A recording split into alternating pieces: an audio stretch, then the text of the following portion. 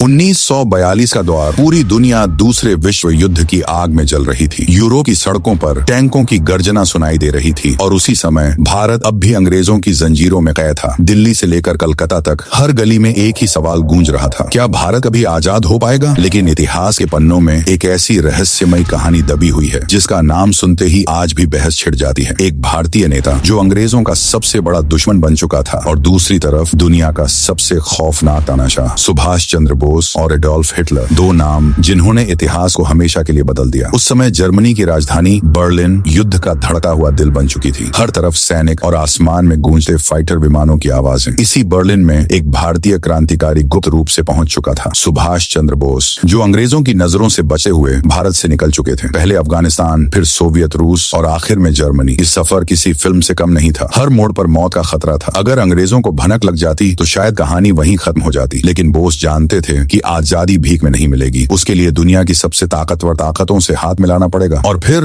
1942 की एक ठंडी शाम बर्लिन के एक विशाल भवन के अंदर इतिहास की सबसे रहस्यमयी मुलाकातों में से एक होने जा रही थी। कमरे में भारी सन्नाटा था। दीवारों पर विशाल नक्शे टंगे हुए थे जहां पूरी दुनिया युद्ध के रंग में रंगी दिखाई दे रही थी। दरवाजा खुलता है, धीरे धीरे अंदर प्रवेश करता है नाजी जर्मनी का तानाशाह एडोल्फ हिटलर। उसकी आंखों में युद्ध का जुनून था, एक ऐसा आदमी जिससे पूरी दुनिया डरती थी। और उसके सामने बैठे थे सुभाष चंद्र बोस, एक भारतीय जो अपने देश को आजाद कराने के लिए किसी भी हद तक जाने को तैयार था। इतिहासकारों के अनुसार इस मुलाकात में बोस ने साफ शब्दों में कहा था कि भारत की आजादी के लिए उन्हें सैन्य मदद चाहिए। बोस चाहते थे कि जर्मनी अंग्रेजों के खिलाफ भारतीय क्रांतिकारियों का समर्थन करे। लेकिन कहानी यहाँ और दिलचस्प हो जाती है। हिटलर भारत को अंग्रेजों के साम्राज्य का हिस्सा मानता था। उसे विश्वास नहीं था कि भारतीय लोग खुद शासन चला पाएंगे। कहा जाता है कि बातचीत के दौरान हिटलर ने भारतीयों को लेकर अपमानजनक बातें भी कही थी। कमरे का माहौल अचानक बदल चुका था। एक तरफ सत्ता का घमंड, दूसरी तरफ आजादी की आग। लेकिन सुभाष चंद्र बोस चुप नहीं रहे। उन्होंने साफ कहा कि भारत हजारों साल पुरानी सभ्यता है और अंग्रेजों का शासन हमेशा नहीं चलेगा। उस पल दो विचारधाराएं आमने सामने खड़ी थी। एक दुनिया पर कब्जा करना चाहती थी, दूसरी अपने देश को आजाद कराना चाहती थी। हालांकि यह मुलाकात बोस की उम्मीदों के अनुसार नहीं रही, लेकिन यहीं से एक नया अध्याय शुरू हुआ। जर्मनी में फ्री इंडिया सेंटर बनाया गया। भारतीय युद्ध बंदियों को इकट्ठा करके इंडियन लीजन तैयार की गई। हजारों भारतीय सैनिक जो पहले ब्रिटिश सेना का हिस्सा थे, अब अंग्रेजों के खिलाफ लड़ने की तैयारी कर रहे थे। बर्लिन के रेडियो स्टेशन से सुभाष चंद्र बोस की आवाज पूरे एशिया में गूंजने लगी, तुम मुझे खून दो, मैं तुम्हें आजादी दूंगा। ये सिर्फ शब्द नहीं थे, ये गुलामी के खिलाफ युद्ध का ऐलान था। लेकिन युद्ध का रुख तेजी से बदल रहा था। जर्मनी हार की तरफ बढ़ रहा था। बर्लिन पर बम बरसने लगे थे, सड़कों पर तबाही फैल चुकी थी और बोस समझ चुके थे कि अब उन्हें एक नई ताकत की जरूरत है। फिर शुरू हुआ इतिहास का सबसे खतरनाक सफर। जर्मन पनडुब्बी के अंदर समुद्र की गहराइयों में छिपकर सुभाष चंद्र बोस जर्मनी से जापान की तरफ रवाना हुए। चारों तरफ अंधेरा, ऊपर दुश्मन देशों के युद्धपोत और नीचे हजारों फीट गहरा समुद्र। यह मिशन इतना खतरनाक था कि छोटी सी गलती पूरी पनडुब्बी को मौत के मुंह में धकेल सकी थी। लेकिन कहानी यहीं खत्म नहीं होती। आगे चलकर इसी सफर ने आजाद हिंद फौज को जन्म दिया, एक ऐसी सेना जिसने अंग्रेजों की नींद उड़ा दी। हालांकि भारत को आजादी कई कारणों से मिली, लेकिन इतिहासकार मानते हैं कि सुभाष चंद्र बोस और आजाद हिंद फौज ने ब्रिटिश साम्राज्य की नींव हिला दी थी। आज भी हिटलर और बोस की मुलाकात इतिहास की सबसे विवादित घटनाओं में गिनी जाती है। कुछ लोग इसे मजबूरी कहते हैं, कुछ इसे रणनीति। लेकिन एक बात यह है, उस दौर में जब पूरी दुनिया युद्ध में डूबी हुई थी, एक भारतीय नेता सिर्फ एक सपना देख रहा था, आजाद भारत का सपना।